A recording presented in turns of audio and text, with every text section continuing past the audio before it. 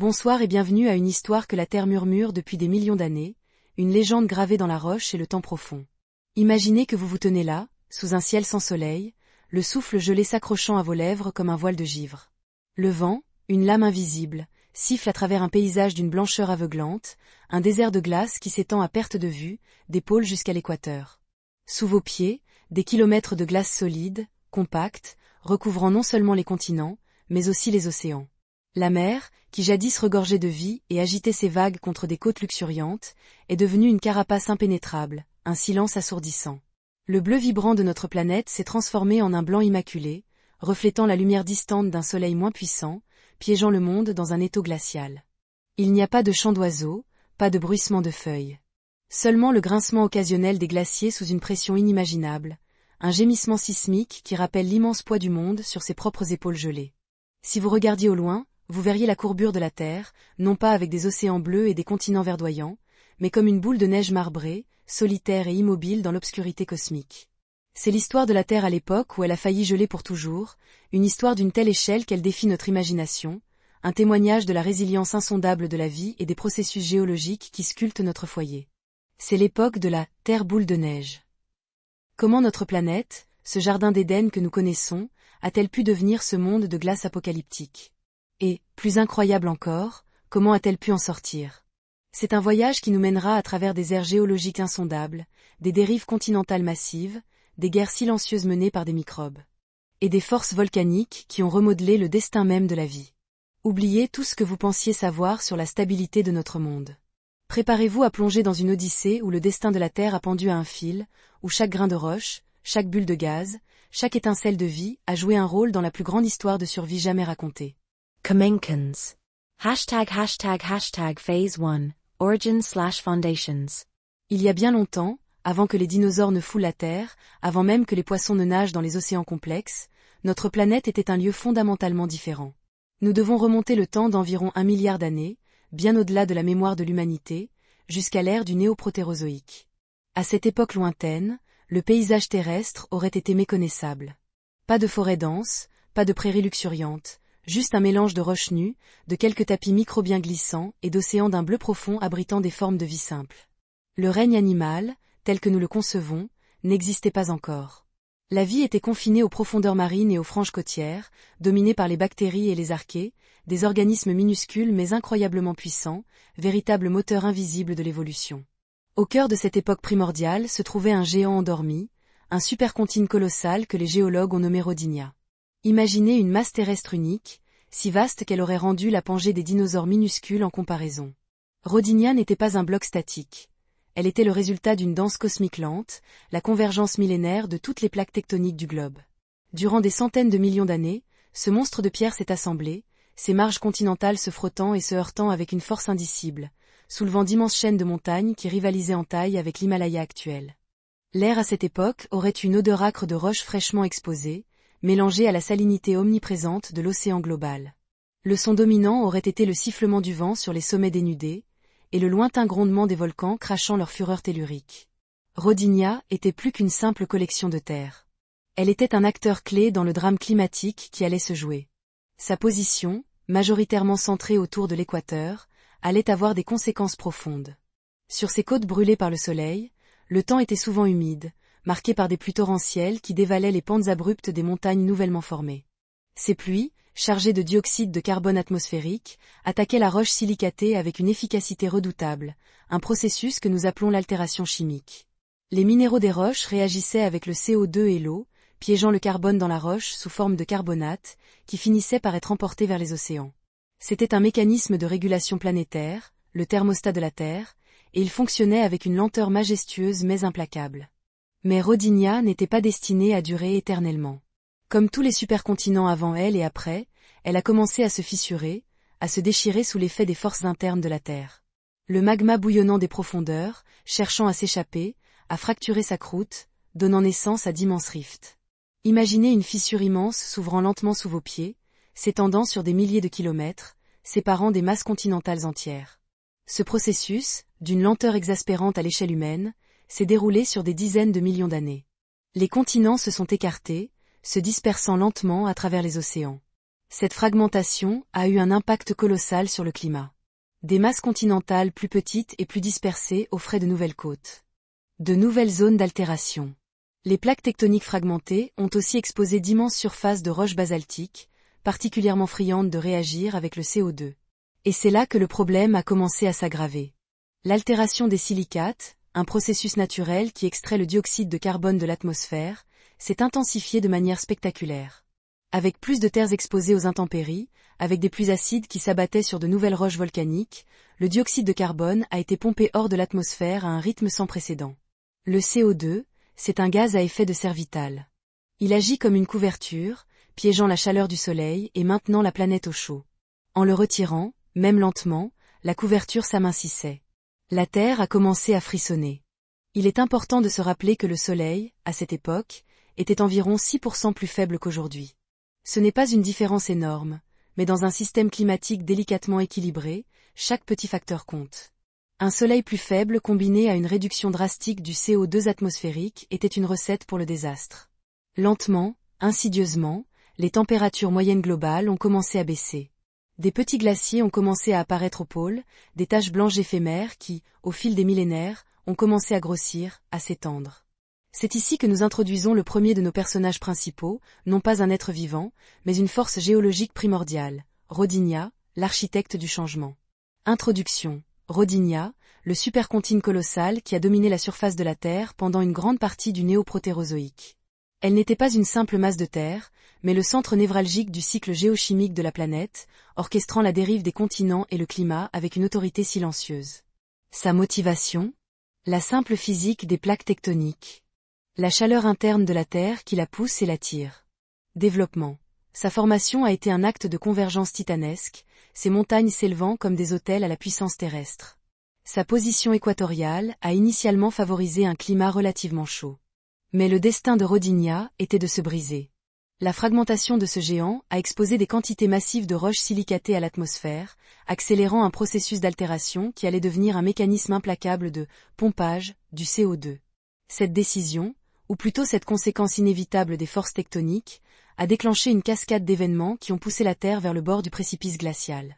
La Terre, dans sa course folle vers le froid, était une conséquence directe de la désintégration de son supercontinent. Résolution, Rodinia n'existe plus en tant que telle. Ces fragments sont les continents que nous connaissons aujourd'hui, portant encore les cicatrices de leur ancienne unité. Son héritage est inscrit dans les roches, un rappel silencieux de la puissance des cycles géologiques et de leur impact profond sur le climat et l'évolution de la vie.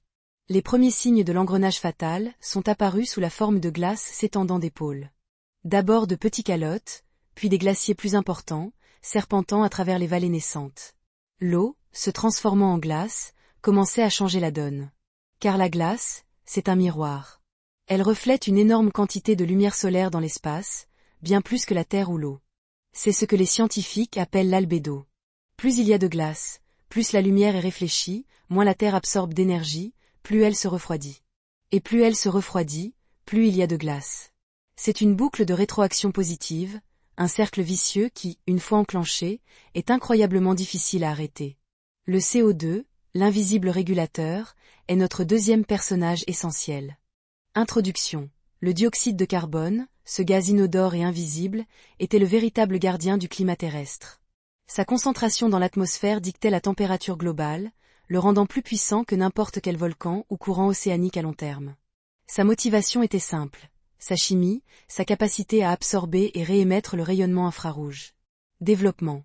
Pendant des millions d'années, le CO2 avait maintenu la Terre au chaud, un cocon protecteur pour la vie naissante. Mais l'altération accélérée des silicates, catalysée par la fragmentation de Rodinia, a commencé à le siphonner de l'atmosphère. Ce retrait incessant a affaibli la couverture thermique de la planète, ouvrant la porte à un refroidissement sans précédent. Le CO2 ne se battait pas activement. Il était simplement le jouet des forces géochimiques, un pion essentiel dans une partie d'échec planétaire où l'enjeu était la température du monde. Résolution. Sa concentration a chuté à des niveaux presque indétectables, plongeant la Terre dans l'ère glaciaire la plus sévère de son histoire. Mais le CO2 a une résilience. Il allait revenir, non pas par altération, mais par des forces volcaniques, et jouer un rôle tout aussi dramatique dans la libération de la Terre. Les océans, qui avaient absorbé le carbone et le sédimentaient, se sont refroidis. La circulation océanique, qui distribue la chaleur sur le globe, a commencé à ralentir, à se désorganiser. Des courants puissants, qui transportaient la chaleur des tropiques vers les pôles ont faibli. L'ensemble du système climatique entrait dans un état de déséquilibre, glissant vers un seuil critique. Il n'y avait pas de brusques éclairs de gel, pas de neige instantanée sur l'équateur. Ce fut un processus d'une lenteur inimaginable, une dérive inexorable sur des millions d'années, chaque millénaire ajoutant une nouvelle couche de glace, chaque siècle voyant les calottes polaires s'étendre un peu plus loin. Les créatures minuscules des océans, les bactéries et les algues primitives, ont été les premières à ressentir ce froid implacable. Certaines ont périclité, d'autres ont persisté, s'adaptant à des eaux de plus en plus froides, luttant pour chaque rayon de lumière qui parvenait à percer la surface changeante. Le chant des vagues s'est fait de plus en plus discret, étouffé par une chape d'un silence blanc. Phase 2, apogée, âge d'or. Le basculement fut inévitable. Une fois que la glace a atteint environ 30 degrés de latitude, à peu près la latitude de la Floride ou de l'Égypte, la boucle de rétroaction de l'albédo est devenue imparable. La Terre avait franchi un point de non-retour. Les glaciers, qui avaient commencé leur marche lente depuis les pôles, se sont transformés en armées implacables de glace. Ils ont dévalé les continents, râpant les roches, arrachant des morceaux de montagne, les transformant en débris rocheux transportés sur des milliers de kilomètres. Le monde est devenu une toile immaculée, peinte d'un blanc pur et aveuglant. C'est l'ère de la Terre boule de neige à son paroxysme, une période qui s'est répétée plusieurs fois durant le néoprotérozoïque, les épisodes les plus célèbres étant les glaciations sturtiennes et marinoennes. Imaginez la Terre non pas comme notre sphère bleutée et verte, mais comme une perle d'albâtre, lisse et brillante, flottant dans le vide. La surface était recouverte d'une couche de glace s'étendant des pôles à l'équateur. L'épaisseur de cette carapace est un sujet de débat, mais les estimations vont de centaines de mètres à plusieurs kilomètres de profondeur. Certains modèles suggèrent une Terre complètement gelée, une hard snowball, tandis que d'autres proposent une slush ball, avec de minces bandes d'eau libre ou de glace fine près de l'équateur, ou des polynies éphémères. Le scénario le plus largement accepté aujourd'hui est celui d'une Terre presque entièrement couverte de glace, avec des refuges limités. L'air, tranchant comme des milliers de lames, aurait été asséché par le froid extrême. La moindre humidité aurait été gelée sur place, transformée en cristaux de glace qui tombaient lentement du ciel comme une poussière de diamant. Le vent aurait hurlé, non pas sur des forêts, mais sur des crêtes de glace ciselées par l'érosion éolienne, créant des paysages surréalistes de formation glaciaire. L'odeur prédominante aurait été celle, neutre et minérale, de la glace et de la roche, avec peut-être une pointe saline si l'on s'approchait de rares poches d'eau liquide. La surface des océans était gelée sur des profondeurs qui dépassaient l'imagination. Sous cette couche de glace, l'obscurité était quasi totale. La lumière solaire, déjà affaiblie et massivement réfléchie par l'albédo de la surface, ne pouvait pas pénétrer cette cuirasse impénétrable. La photosynthèse, le moteur de la vie sur Terre telle que nous la connaissons, s'est arrêté dans la plupart des océans. C'était une extinction massive pour les organismes photosynthétiques marins, les algues et les cyanobactéries qui n'avaient pas trouvé refuge. Le silence de ce monde était assourdissant, rompu uniquement par le fracas occasionnel des failles glaciaires ou les grondements profonds de l'activité volcanique sous la croûte. L'albédo, le miroir implacable, est notre troisième personnage. Introduction. L'albédo n'est pas une entité, mais une propriété de la surface, la capacité à réfléchir la lumière. Mais dans le contexte de la Terre boule de neige, elle est devenue une force quasi personnifiée, le moteur inéluctable qui a scellé le destin de la planète. Sa motivation ? La simple physique de la réflexion de la lumière par les surfaces blanches. Développement. Une fois que la glace a commencé à s'étendre au-delà des régions polaires, la capacité de la Terre à absorber l'énergie solaire a chuté de façon spectaculaire. Chaque centimètre carré de glace supplémentaire ajoutait à l'effet miroir, refroidissant davantage la planète, ce qui entraînait la formation de plus de glace. Cette boucle de rétroaction positive était d'une puissance terrifiante, transformant un refroidissement initial en une cascade glaciaire qui a englobé toute la planète. L'albédo était le gardien silencieux de la prison de glace, son efficacité implacable empêchant tout réchauffement naturel. Résolution. Il a maintenu la Terre dans un étau glacial pendant des millions d'années, une démonstration dramatique de la fragilité des équilibres climatiques. Son pouvoir n'a pu être brisé que par une force externe massive, le réchauffement extrême causé par les gaz à effet de serre. Sous la glace, la vie n'a pas disparu entièrement. C'est une erreur commune de penser que la Terre boule de neige était un monde stérile et mort.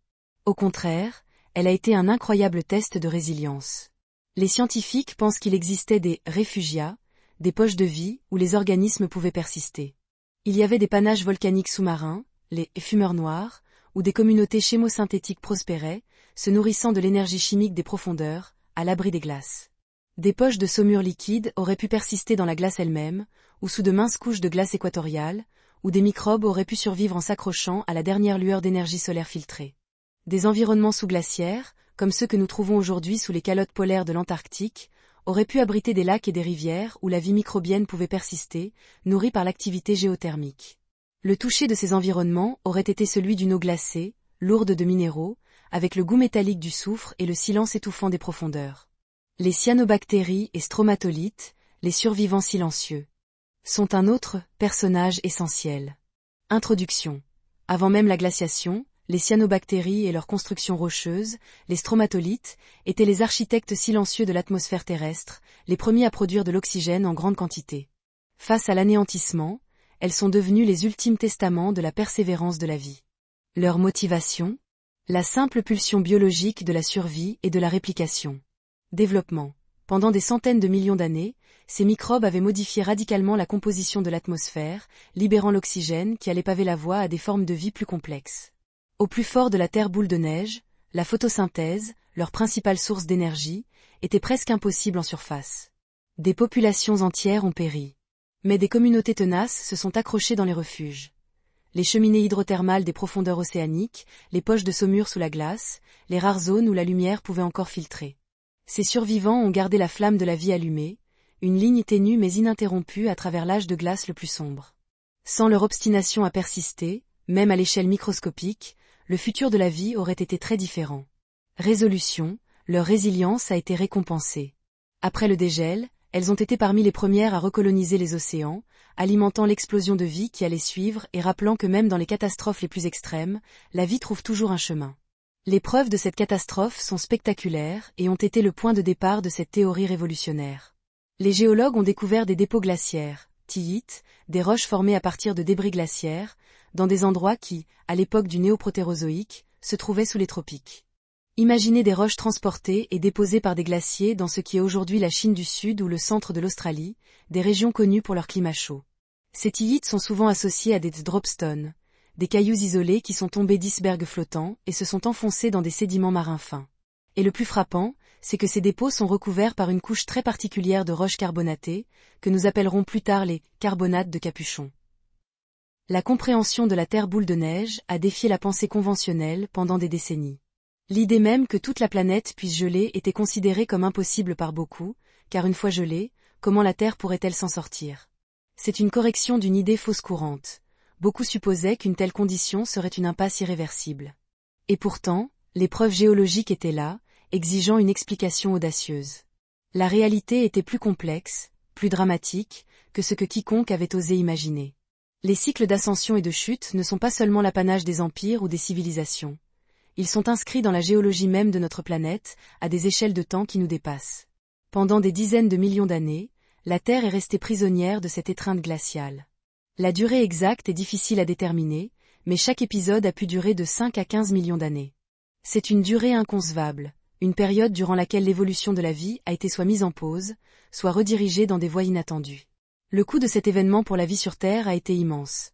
La biodiversité a chuté de façon drastique, seuls les organismes les plus résistants ayant réussi à persister. Mais le drame n'était pas terminé. La Terre boule de neige n'était pas la fin de l'histoire, mais une pause glaçante avant un renouveau spectaculaire. Phase 3, conflit, transformation. Comment la Terre a-t-elle pu briser les chaînes de glace qui l'enserraient ? C'est la question la plus fascinante et la plus complexe de toute l'histoire de la Terre boule de neige. La réponse réside dans la persistance infatigable d'une force que la glace ne pouvait pas étouffer, l'activité volcanique de notre planète. Même sous des kilomètres de glace et de mer gelée, la Terre vivait. Ses entrailles continuaient de bouillonner, ses plaques tectoniques continuaient leur danse implacable. Les volcans, ces bouches ardentes de la Terre, n'ont pas cessé d'entrer en éruption. Ils ont continué de cracher des cendres, de la lave et surtout, des gaz. Pendant des millions d'années, alors que la Terre était recouverte de glace, il n'y avait pas de pluie, pas de continent exposé à l'altération chimique des silicates. Le thermostat planétaire qui avait pompé le CO2 hors de l'atmosphère était en panne. Ainsi, chaque éruption volcanique, chaque geyser de gaz s'échappant des dorsales océaniques sous-marines, libérait du dioxyde de carbone dans une atmosphère qui ne pouvait plus le nettoyer. C'était un processus lent, presque imperceptible à l'échelle d'une vie humaine, mais inexorable à l'échelle géologique. Année après année, millénaire après millénaire, les volcans ont pompé du CO2 dans l'air. Imaginez la vapeur chaude et sulfureuse s'échappant des cheminées volcaniques, s'élevant dans l'air gelé, invisible mais puissante. L'odeur de soufre aurait imprégné l'air autour de ces points chauds. Les niveaux de CO2 dans l'atmosphère ont commencé à grimper. Pas de quelques pourcents, mais à des niveaux que nous avons du mal à concevoir. On estime que la concentration de CO2 a pu atteindre 120 000 parties par million, soit des centaines, voire un millier de fois les niveaux actuels. C'est un effet de serre inimaginable. Cette masse de gaz a commencé à piéger de plus en plus de chaleur solaire, transformant la prison de glace en un four planétaire.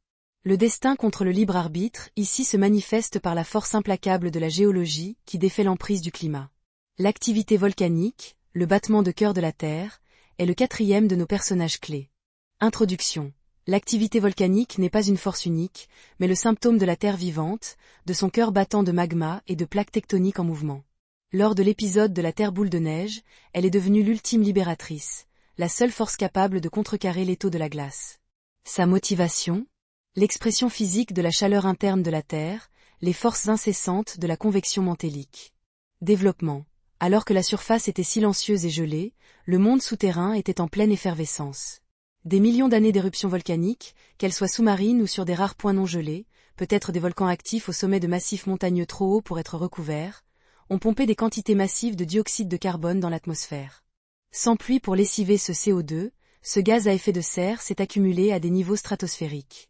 La décision, ou plutôt le processus continu, de la Terre de relâcher ces gaz a été le seul mécanisme de réchauffement disponible, un levier gigantesque tiré par des millions d'années d'activité géologique. Sans ce processus aveugle, la Terre serait restée une boule de neige éternelle. Résolution. L'accumulation de gaz volcanique a finalement réchauffé la planète au-delà du seuil critique, brisant la prison de glace. L'héritage des volcans est non seulement la fin de la Terre boule de neige, mais aussi une contribution essentielle à l'oxygénation des océans et de l'atmosphère qui a suivi, catalysant le déploiement de la vie complexe. Le dégel fut un événement d'une violence cataclysmique. Le scénario le plus souvent évoqué est celui d'une fonte rapide, déclenchée par une température globale critique. Une fois que la glace a commencé à fondre, le processus s'est accéléré. Les vastes étendues d'eau libre ont absorbé la lumière du soleil au lieu de la réfléchir, ce qui a entraîné un réchauffement encore plus rapide. La boucle de rétroaction s'est inversée, passant du froid au chaud. Imaginez des calottes glaciaires de plusieurs kilomètres d'épaisseur se fragmenter avec le son tonitruant de milliers de bombes, des icebergs géants s'écrasant dans les océans. Des torrents d'eau de fonte, dévalant les continents, ont remodelé les paysages en quelques milliers d'années, une vitesse fulgurante à l'échelle géologique. L'odeur de l'eau douce de fonte se serait mêlée à la salinité de l'océan, un mélange étrange et puissant. Les pluies qui ont suivi le dégel ont été apocalyptiques. Avec des niveaux de CO2 si élevés dans l'atmosphère et des températures extrêmes, l'évaporation a été colossale, et la Terre a connu un cycle hydrologique d'une intensité sans précédent. Des pluies acides, chargées de ce dioxyde de carbone, se sont abattues sur les continents nouvellement exposés. Ces pluies ont lessivé d'énormes quantités de calcium, de magnésium et d'autres minéraux des roches altérées. Ces ions ont été transportés vers les océans, où ils ont réagi avec l'abondant dioxyde de carbone dissous pour former des carbonates de calcium et de magnésium. C'est là qu'apparaît l'une des preuves géologiques les plus spectaculaires de la fin de la Terre boule de neige, les caps carbonates, les témoins silencieux. Introduction. Les caps carbonates sont des couches de roches sédimentaires distinctives, riches en carbonates, qui recouvrent les dépôts glaciaires de la Terre boule de neige sur presque tous les continents. Ils sont comme une signature, la marque indubitable de la fin de l'ère glaciaire la plus dramatique de l'histoire. Leur motivation est la chimie inévitable des eaux de dégel. Développement. Après des millions d'années d'accumulation de CO2 volcanique et le dégel rapide de la planète, l'atmosphère et les océans étaient saturés de dioxyde de carbone et de minéraux lessivés par les pluies acides. Les caps carbonates se sont formés rapidement, souvent en quelques milliers d'années seulement, lorsque ces ions ont précipité hors de l'eau de mer saturée. Leur texture particulière, leur composition chimique isotopique unique et leur association directe avec les tillites glaciaires sont des preuves irréfutables du scénario de la Terre boule de neige. Ces couches rocheuses sont le journal intime de la Terre, racontant la transformation la plus radicale que notre planète ait jamais connue.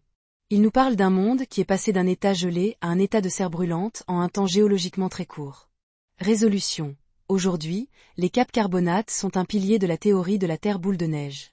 Il témoigne non seulement de la fin de la glaciation, mais aussi de l'extrême volatilité du climat post-glaciaire, un pont chimique entre deux mondes radicalement différents. La Terre est passée d'une boule de neige à une étuve. Les températures ont grimpé bien au-dessus des niveaux actuels, peut-être jusqu'à 50 à 60 degrés Celsius dans les régions équatoriales. Les océans, saturés de minéraux, sont devenus anoxiques dans de nombreuses régions, c'est-à-dire dépourvus d'oxygène. C'était un monde radicalement différent de celui que nous connaissons, mais c'était un monde liquide, un monde où la vie pouvait enfin respirer, même si c'était dans une atmosphère suffocante pour des organismes plus complexes. Le conflit n'était pas une bataille au sens humain du terme, mais une lutte titanesque entre des forces géologiques opposées. D'un côté, le processus de refroidissement et l'albédo. Une force auto-entretenue qui menaçait de maintenir la Terre gelée pour toujours. De l'autre, l'implacable activité volcanique, le cœur battant de la planète qui, sans se soucier des conditions de surface, continuait à rejeter les gaz qui allaient inéluctablement réchauffer le monde. C'est une histoire de destin, où les lois de la physique et de la chimie ont joué le rôle principal, et où le libre arbitre était celui des processus géologiques, décidant de la vie ou de la mort de la planète. Le coût de ces grands événements fut astronomique pour la biosphère. De nombreuses lignées microbiennes ont disparu. Mais la fin de la Terre boule de neige n'était pas une simple réinitialisation. Elle a créé les conditions pour une explosion de vie sans précédent, une transformation radicale qui allait remodeler la vie sur Terre pour toujours. ###phase 4. Decline, Heritage, Transformation. La fin de la Terre boule de neige n'a pas été le retour à la normale, mais le début d'une nouvelle ère de transformation radicale. Le monde post-glaciaire était un lieu d'extrême, une planète convalescente mais pleine d'opportunités nouvelles pour la vie. Les océans, gorgés de nutriments et d'oxygène après le dégel, sont devenus un bouillon de culture pour l'évolution. Après le dégel massif, la Terre est entrée dans une période de superserre. Les températures étaient très élevées, et l'atmosphère était encore saturée de CO2. Mais la pluie, enfin revenue en force, a recommencé son travail d'altération des roches. Cette fois, au lieu de déclencher un refroidissement, elle a aidé à absorber l'excès de CO2 de l'atmosphère, le renvoyant vers les océans où il se sédimentait, ou le piégeant dans de nouvelles formations rocheuses. Le thermostat planétaire s'est remis en marche, mais cette fois-ci pour tempérer l'excès de chaleur. Les continents, libérés du poids écrasant des glaciers, ont subi un rebond isostatique massif, s'élevant lentement, remodelant les lignes côtières et créant de nouveaux environnements terrestres et marins. C'était une période de grand désordre géologique, mais aussi de grande créativité. Les océans, un temps anoxiques, ont commencé à se réoxygéner progressivement. Les cyanobactéries survivantes, et de nouvelles formes d'algues, ont prospéré dans ces eaux riches en nutriments, libérant de grandes quantités d'oxygène. C'est ce que certains appellent la deuxième grande oxydation de l'histoire de la Terre. L'odeur de cette nouvelle atmosphère aurait été plus fraîche, plus vivifiante, à mesure que l'oxygène augmentait. C'est dans ce laboratoire planétaire chaotique et riche en oxygène que le scénario pour l'émergence de la vie complexe a été écrit. Avant la Terre boule de neige, la vie était majoritairement unicellulaire, des microbes invisibles à l'œil nu. Après, quelque chose de radicalement nouveau est apparu. Les premiers organismes multicellulaires complexes, les précurseurs de toute la vie animale et végétale que nous connaissons. Ces nouvelles formes de vie sont connues sous le nom de biote d'Ediacara, l'aube de la vie complexe. Introduction. Le biote d'Ediacara est un ensemble mystérieux d'organismes multicellulaires qui ont vécu juste après les dernières glaciations de la Terre boule de neige, il y a environ 635 à 541 millions d'années. Ils sont les premiers témoins de la vie complexe sur Terre, une expérience évolutionnaire avant le déluge du Cambrien. Leur motivation était la simple opportunité de l'abondance de nutriments et d'oxygène dans un monde nouveau. Développement. Ces créatures étaient étranges et fascinantes. Elles ne ressemblaient à rien de ce que nous connaissons aujourd'hui. Beaucoup étaient des organismes plats, ressemblant à des tapis, des feuilles ou des quilts capitonnés, certains atteignant des tailles considérables, jusqu'à 1 mètre de long. Ils n'avaient pas de bouche, d'anus, d'organes complexes ou de squelette. Ils vivaient probablement en absorbant les nutriments directement de l'eau, ou par photosynthèse. Leur corps était mou, leurs empreintes fossiles gravées dans des lits de sable fin comme des œuvres d'art abstraites. Leur apparition est une énigme fascinante. A-t-elle été déclenchée par la réinitialisation de la Terre boule de neige? L'augmentation de l'oxygène, la disponibilité de nouveaux niches écologiques, le nettoyage du monde par la glaciation. Tout cela a pu créer les conditions parfaites pour cette grande expérience de la multicellularité. Résolution. Le biote d'Ediacara a prospéré pendant des millions d'années, une faune unique qui a disparu juste avant l'explosion cambrienne, laissant derrière elle les premières preuves indubitables que la vie n'était plus seulement microbienne. Son héritage est d'avoir montré le chemin, d'avoir été la première étape vers la biodiversité incroyable que nous voyons aujourd'hui. Le passage de la Terre boule de neige à l'ère édiacarienne, puis à la célèbre explosion cambrienne, où la vie a vraiment diversifié et développé des squelettes et des formes complexes, n'était pas un simple retour à la normale. C'était un point de basculement évolutionnaire, un événement qui a poussé la vie dans de nouvelles directions. L'événement Snowball Earth, aussi dévastateur fut-il, peut être vu comme un catalyseur. Il a éliminé une grande partie de la vie microbienne préexistante, créant des niches vides et une opportunité pour de nouvelles lignées. Le bouleversement chimique des océans, l'apport massif de nutriments après le dégel et l'augmentation de l'oxygène ont tous contribué à cette réinitialisation écologique. C'est là que le thème des cycles d'ascension et de chute prend tout son sens. La Terre a connu une chute dramatique dans le gel, suivie d'une ascension vers de nouvelles formes de vie. Ce n'est pas un récit simpliste de destruction, mais de transformation. La planète ne tombe pas, elle change. Elle évolue, parfois violemment, parfois lentement. L'histoire de la Terre boule de neige nous montre que la vie est incroyablement résiliente, capable de s'accrocher dans les conditions les plus extrêmes et d'exploser de nouveau lorsque les conditions redeviennent favorables. Le savoir de cette période est entièrement préservé dans la roche. Les géologues, véritables détectives du temps profond, ont déchiffré ce langage silencieux. Ils ont étudié les tillites, les dépôts glaciaires qui prouvent l'étendue des glaces. Ils ont analysé les caps carbonates, ces couches rocheuses distinctives qui témoignent de l'environnement post-glaciaire extrême. Ils ont examiné les isotopes du carbone dans ces roches, des signatures chimiques qui révèlent l'effondrement de la photosynthèse pendant la glaciation et le boom de la vie après. Chaque strate, chaque minéral, chaque grain de sable raconte une partie de l'histoire, un grand récit déchiffré avec patience et ingéniosité. L'odeur de la poussière d'un échantillon de roche vieux de millions d'années et l'odeur du temps lui-même, la matérialité de l'histoire. L'héritage de la Terre boule de neige est donc double. Une démonstration stupéfiante de la puissance et de la volatilité des systèmes terrestres, et un témoignage de l'incroyable adaptabilité de la vie. Sans cette période de gel extrême, la vie complexe, y compris la nôtre, n'aurait peut-être jamais vu le jour. C'était un creuset, une épreuve à l'échelle planétaire qui a refondu les règles de l'évolution. La Terre est toujours en mouvement, les continents dérivent encore, les volcans crachent toujours, le climat oscille. L'histoire de la Terre boule de neige est une leçon d'humilité face aux forces géologiques qui ont façonné et continuent de façonner notre monde. Elle nous rappelle que notre planète est un système dynamique et puissant, capable de transformation d'une ampleur inimaginable, bien au-delà de notre courte échelle de temps humaine. ###Epilogue, Echoes Modernes. L'histoire de la Terre boule de neige, ce conte d'une planète gelée et ressuscitée, résonne encore avec une clarté saisissante dans notre monde moderne.